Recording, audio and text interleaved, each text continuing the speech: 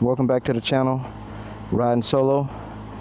And today's topic will be the influence that motorcycle YouTubers have on new riders. You know, there's a certain responsibility that these guys have as motorcycle influencers. They don't realize how much of an influence they have on new riders. So I'm just going to talk about that today. Let's get going. Let me close my windscreen here.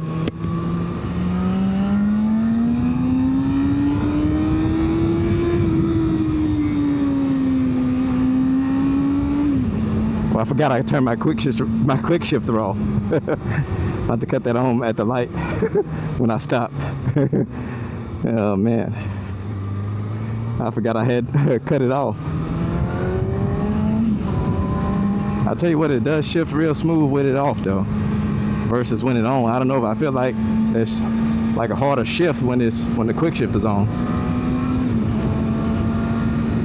So with that being said, you know, obviously I'm your host, Dion, so we're just going to talk about that.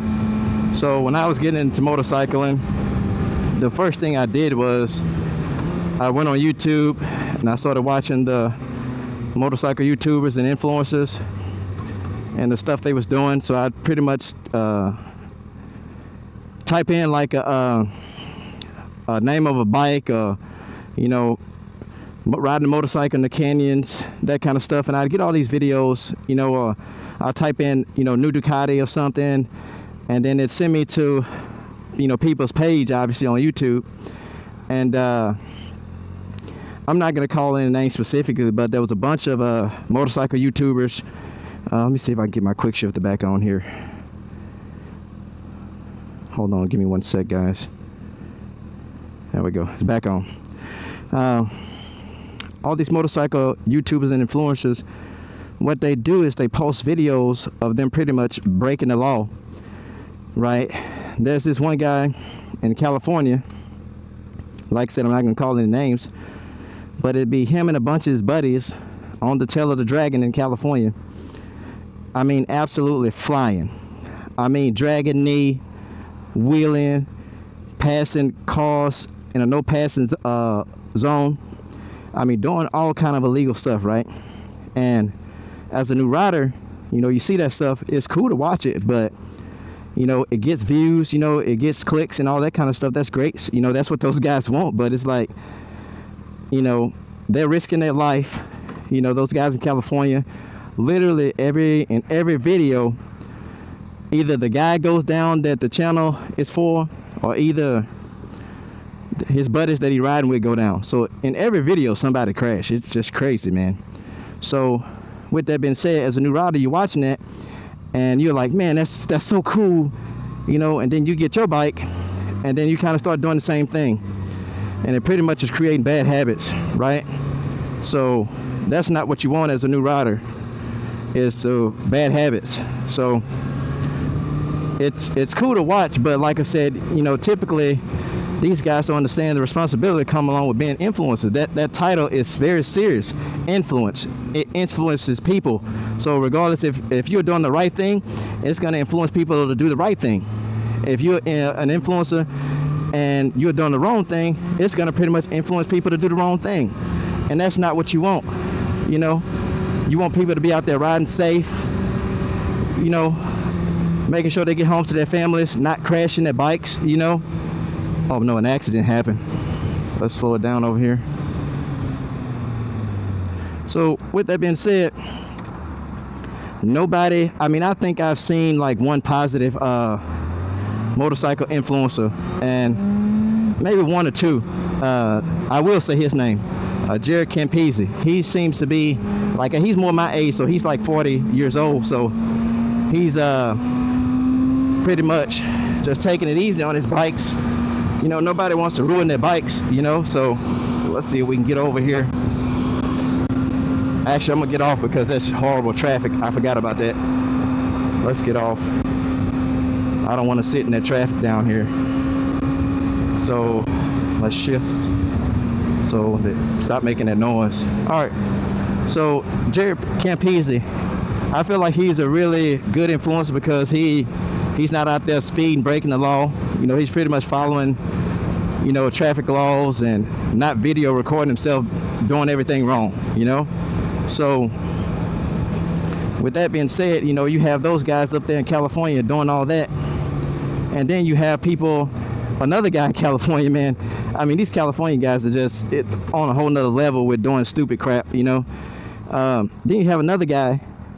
He posts videos on YouTube of him going 200 miles an hour, 200 plus miles an hour in a tank top and ripped up pants. I mean, dude, if that ain't a bad example, I don't know what is. So it's like, you know, everybody's watching this. I'm watching this guy and I'm like, man, that's pretty cool. He's doing top speed runs on the freeway. But realistically, you know, that's not how you want to ride your bike. That's not what you want to be doing on the street. So with that being said, these guys don't understand the influence they have, man. They just out there trying to get clicks and views and all this kind of stuff and subscribers. I don't care about any of that, man. I'm gonna try and set a good example for new riders and make sure, you know, when people do start riding, they out there trying to do the right thing, you know. You have another guy, I don't know what state he's in. I want to say it's like Utah or somewhere, or Colorado or something like that. But you have this other guy. He literally goes an hour ride in 20 minutes. I mean, the dude is full pin the whole time. I mean, he's going like 185, 190 miles an hour the whole time. I mean, it's like, dude, you got this stuff on camera and video, and they don't care, man. It's like they don't care that there's, you know, internet cops, you know, looking for this kind of stuff, you know, as far as internet crimes. But these guys constantly do it over and over and over again. And that guy that I'm talking about that went like an hour drive in like 20 minutes, this guy that I'm talking about just crashed into a pickup truck and is in the hospital. Don't get me wrong, I don't wish nobody to get hurt or crash or nothing like that. That's absolutely horrible. I just want to, you know, put that disclaimer out there. I wish nobody gets hurt on the bike because I ride a bike. But at the same time, if you're riding unsafe, it's only a matter of time before something like that happens. So if I can prevent that happening and I can go home safe to my family, then I'm going to do that. I'm not going to be out there riding, you know, like a bat out of hell just to get people to watch a video. You know, I'm just pretty much moto vlogging my experience and my progress in learning how to ride. And, you know, if I get new bikes, I want to share that with you guys, or I also want to review a bunch of bikes. That way, if people are interested in a certain bike by a certain manufacturer, they can see those reviews. Because when I was a new rider, that's what I was reviewing. I literally went and researched every beginner bike, every middleweight bike, every elite bike, just because I wanted to see reviews on those videos. And let me tell you, certain manufacturers is extremely difficult to find a video on it, right? I don't know why. For some reason, only you find a ton of videos of the popular manufacturer with the popular bikes like H2s and that kind of stuff. But it's just hard to find, you know, a lot of bikes that new riders are looking at, right? So with that being said, there's another guy, another social media motorcycle influencer, YouTuber, whatever you want to call it. This dude lives in Florida somewhere. Not Florida. Well, he kind of does half and half. He goes to Florida and do videos, and then, but I think he lives in like Ohio or somewhere. But the guy's on the freeway, just straight mile drag racing. I mean, just full pin, him and his buddies. It's not a closed road or nothing like that. The cops don't close the road down for him. You know, it's not nighttime where there's nobody on the road. This is in the middle of like by people on the road, and they going in the fast lane 200 plus miles an hour. It's like at that speed, if somebody pull out in front of you, or even if nobody doesn't pull out in front of you, if there's like a tree twig in the road, a dead squirrel or something, Go ahead, guy. Come on. Go ahead, guy. I'm letting you over. At those speeds, if you hit anything, it's over. You can't dodge at that speed. It's over. So it's like, why go that fast on the road? I mean, I look at it like this.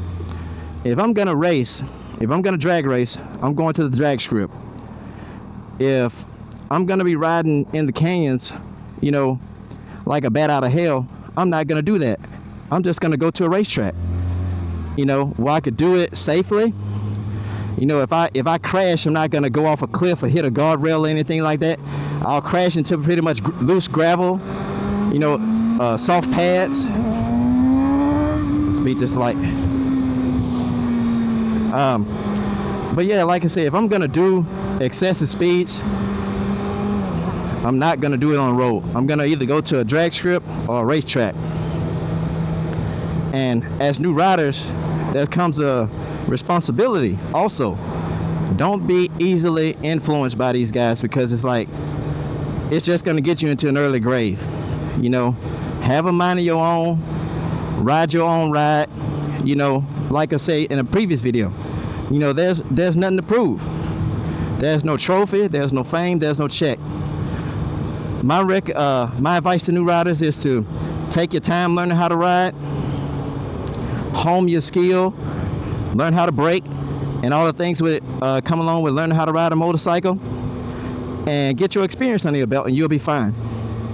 So, with that being said, thanks for tuning in to Riding Solo, and I'm your host, and I will see you in the next video. Like, share, subscribe. Have a good one.